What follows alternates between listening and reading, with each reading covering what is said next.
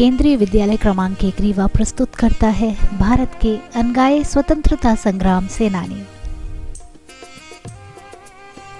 यूं तो इतिहास अतीत से संबंधित है, किंतु हर समाज का वर्तमान इतिहास से ही परिलक्षित होता है। आज हम सभी विज्ञान और तकनीकी की सदी में जी रहे हैं। तकनीकी का असर हमारे जीवन में इतना हो चुका है कि गैजेट और इंटरनेट में मिलने वाला सच ही हमें सच दिखाई देता है। तो उन बातों का क्या जो इतिहास में दर्ज ही ना हो पाई हो, उन्हें हमारा इंटरनेट, गूगल सर्च या अन्य गैजेट कहाँ दिखा पाएंगे। सच तो यह है कि आज का युवा पाश्चात्य संस्कृति से प्रभावित होकर अपनी समृद्ध संस्कृति और विरासत से विमुख हो चुका है। अतः हमें आज देश के इतिहास में फिर से झांकने की जरूरत है। यूँ तो हम सभी अपने देश के गौरवशाली इतिहास से परिचित हैं, लेकिन इतिहास में भी हमारे स्थानीय स्तर पर बहुत से ऐसे नाम हैं जो पन्नों में दर्ज नहीं हो पाए हैं। हम उनकी गाथाएं सुन नहीं पाए या जानते नहीं हैं।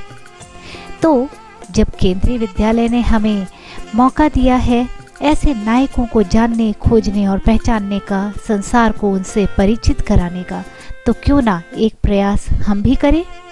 तो चलिए इस वीडियो के माध्यम से एक ऐसा ही नाम उजागर करते हैं हम, विंध्य क्षेत्र की जमीन से ताल्लुक रखने वाला।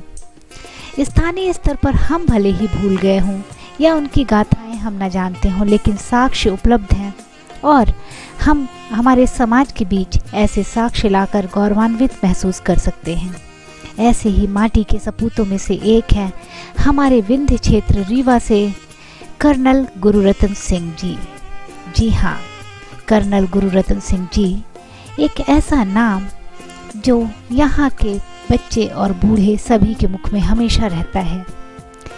यूँ तो इनका नाम देश के स्वतंत्रता संग्राम से जुड़ी कथाओं में बच्चे बच्चे की जुबानी होना चाहिए, किंतु कभी उन्होंने इसका गायन नहीं किया। उनका परिचय इस वीडियो के माध्यम से आप सभी लोगों तक पहुंचाने का प्रयास है। कर्नल गुरुरत्न सिंह जी रीवा के सबसे कम उम्र के स्वतंत्रता संग्राम सेनानी हैं और रीवा के सबसे पहले कमीशन्ड अफसर भी हैं। आपका जन्म रायपुर करचुलियान रीवा में हुआ और आज वर्तमान में आपकी उम्र लगभग 94 वर्ष है। 29 जनवरी 1927 में ठाकुर जगत सिंह जी के यहाँ जन्मे कर्नल गुरुरत्न सिंह जी का जीवन देश के प्रति समर्पित रहा है। आपकी शिक्षा इंटरमीडिएट तक हुई और वर्ष 1948 में भारतीय सैन्य अकादमी में आपका चयन सेकंड लेफ्टिनेंट के तौर पर हुआ। हमारे रीवा के ज़्यादातर लोग आपको कर्नल साहब के नाम से जानते हैं। आपके पिता भी स्वतंत्रता संग्राम सेनानी रहे हैं और रीवा राज्य में भारत छोड़ो आंदोलन के पुरोधा रहे हैं। तत्कालीन रीवा राज्य में मजिस्ट्रेट के पद पर भी आसीन रहे हैं। आपके बड़े भाई साहब स्वर्गीय न्यायमूर्ति श्री गुरु प्रसन्न सिंह जी मध्य प्रदेश उच्च न्यायालय में मुख्य न्यायाधीश रहे हैं और आपके अनुज केपी सिंह जी और आनंद सिंह जी दोनों ही ख्यातिलब्ध नाम हैं। ज़्यादातर आपको सिविल लाइंस क्षेत्र में अक्सर हैट लगाए सदी चाल से मॉर्निंग वॉक करते देखा जा सकता है। बच्चों से घुल मिलकर आप उन्हें भी प्रेरणादायी बातें बताते रहते हैं। परिवारीजन सम्मान में आपको बब्बू साहेब कहते हैं। आपकी कहानी इतनी ही नहीं है। आपने 1950 में गौरवशाली मराठा लाइट इन्फेंट्री में सेकंड लेफ्टिनेंट के पद पर कमीशन प्राप्त किया। भारतीय थल सेना में 30 वर्ष की आपकी सेवा में आपने शांति व युद्ध काल के विभिन्न जिम्मेदारियों को पूरी निष्ठा से निर्वाहित किया। आप भारतीय सेना के एकमात्र अफसर हैं जिन्हें भारत के महामहिम राष्ट्रपति द्वारा भारतीय गणतंत्र और स्वतंत्रता के 25 वर्ष पूर्व पूर्ण होने पर ताम्रपत्र देकर सम्मानित किया गया। आप भारतीय सेना के उन गिने चुने अफसरों में से एक हैं जिन्होंने तीनों युद्ध, जी हाँ तीनों युद्ध, यथा भारत चीन युद्ध 1962, भारत पाकिस्तान युद्ध 1965 और 1971 में सक्रिय भूमिका निभाई।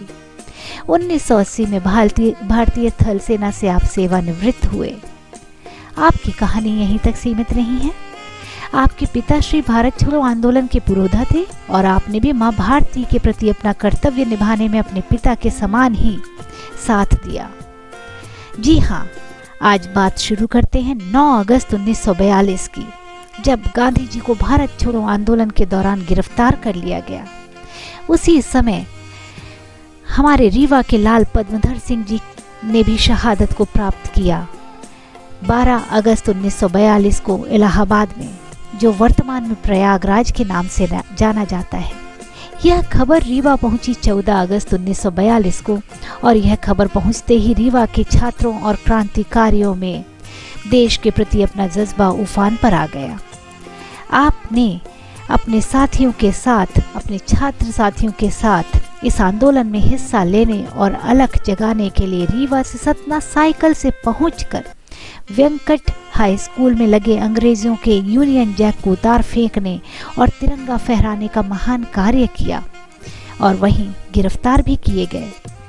तभी गिरफ्तार किए जाने वाले आप 16 वर्ष की उम्र में सबसे कम उम्र के स्वतंत्रता संग्राम सेनानी कहलाए और आपने 16 महीने जेल में जो यातना सही वह अत्यधिक कष्टकारी थी। स्थानीय लोग और आपके द्वारा स्वयं, जैसा कि बताया गया, 16 महीने की यह यातना इतनी बड़ी यातना थी कि जिसे सुनकर रोंगटे खड़े हो जाते हैं। बेड़ियां पहनाकर दोनों पैरों के बीच में एक छड़ लगा दी जाती थी, जिससे 24 घंटे पैरों में बेड़ियों के कारण न सो सकते हैं, न चल सकते हैं, न बैठ सकते हैं, यह स्थिति होती थी। हथेलियों और शरीर पर बेत मारे जाते थे और नमक पानी में डूबी बोरी की पट्टी रखी जाती थी। इस तरह की अमानवीय यातनाओं को सहते हुए आपने 16 महीने जेल में बिताए और इसके बावजूद किसी भी प्रकार का माफीनामा बरतानी सरकार के पास नहीं दिया। रिहा होने के बाद आपने अपनी शिक्षा पूरी की। इन सब का खामियाजा आपके परिवार ने भी भुगता। आपके पिताजी को नज़रबंद किया गया और राज्य से निर्वासित भी किया गया, किंतु आप सभी के अंदर देशभक्ति और माँ भारती के प्रति प्रेम की भावना कम नहीं हुई। आज आप अपने परिवार और सुधीजनों के बीच अच्छा समय व्यतीत कर रहे हैं। देश सेवा में आपने अपना सारा जीवन दिया। जनमानस के बीच आप बहुत ही प्रिय हैं और कर्नल साहब या बब्बू साहब के नाम से जाने जाने वाले आप जब जहां जरूरत होती है समाज के बीच उपलब्ध होते हैं। भारतीय गजेटियर के पृष्ठ क्रमांक 340 में क्रमांक 117 में आपका नाम स्वतंत्रता सेनानी के रूप में दर्ज है।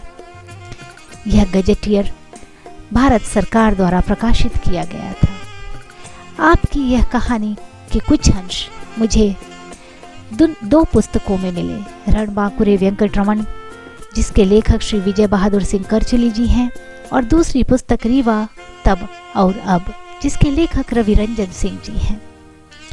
इन सभी पुस्तकों और लोगों से बात करने पर आपके बारे में जो पता चला वह इतना प्रेरणादायी है कि देशभक्ति की भावना रोम रोम में आ बसती है।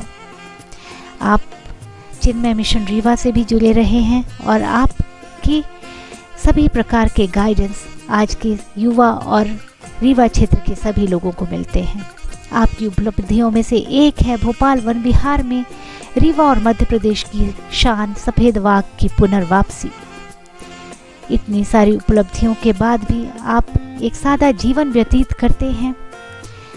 आप आज भी इस 94 वर्ष की उम्र में वर्तमान में रीवा के पास स्थित चचाई जलप्रपात को उसके प्राकृतिक रूप में संजाए रखने हेतु प्रयासरत हैं। मैं धन्यवाद देना चाहूँगी उन सभी श्रोतों का जिनसे आपकी कहानी मुझे सुनने, देखने और जानने को मिली। केंद्रीय विद्यालय क्रमांक 1 रीवा आपको नमन करता है। वंदे मातरम। जय हिंद।